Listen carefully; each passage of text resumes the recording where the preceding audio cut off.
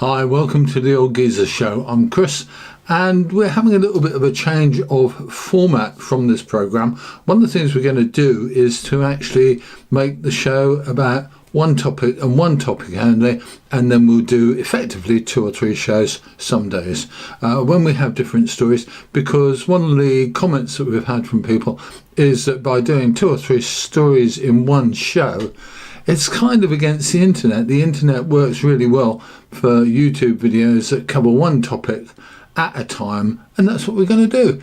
Give us a go, have a look, see what you think, and if you have an interesting story, tell us. If you think the way we're presenting stories now is okay, tell us that. If you would rather see longer format shows with more than one story in, tell us that as well. I'd love to hear from you, and actually getting some feedback gives me a better chance of doing a better show.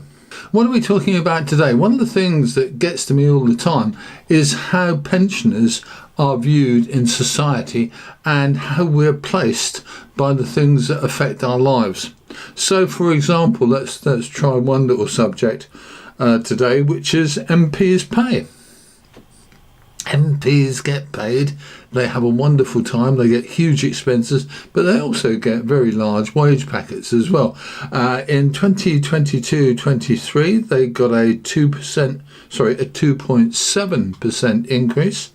2023-24, they are due to get in April a 2.9% increase. Their pay will rise in April from £84,144 a year to £86,584 a year. That is £1,665 per week, or £41.60 per hour on a 40-hour week. Do you think many of them do 40-hour weeks? I'm not very convinced. The state pension goes up in April. This is the new standard pension, as it's known, and that goes up to £185 a week, which is £9,627 a year. So one MP, work it out, one MP gets as much as 9 pensioners in the course of a year. Are they 9 times more valuable than us?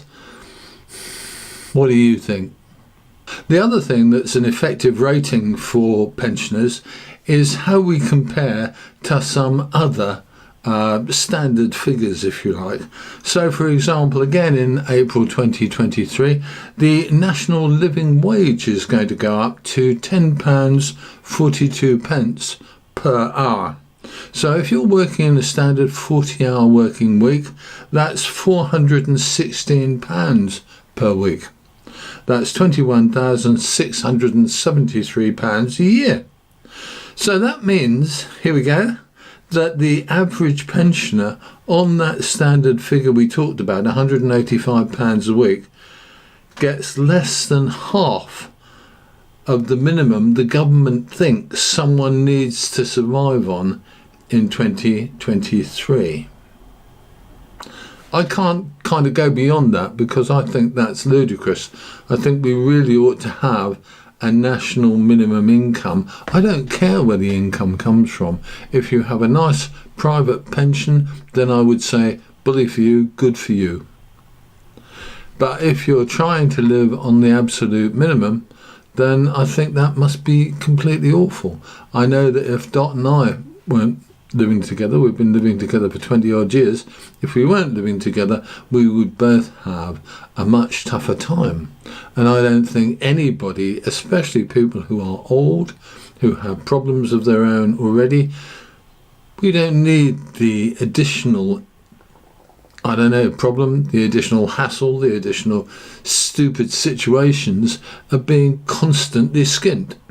What do you think? I'd love to know what you think pensioners should really get as a guaranteed income every year, every month, every week. I really would like to hear that. Let me know. You can get to me through YouTube or through Facebook, and we also have an email address you can use. Get in touch. I'd love to hear from you. I'm Chris. This is the Old Geezer Show. I will see you soon.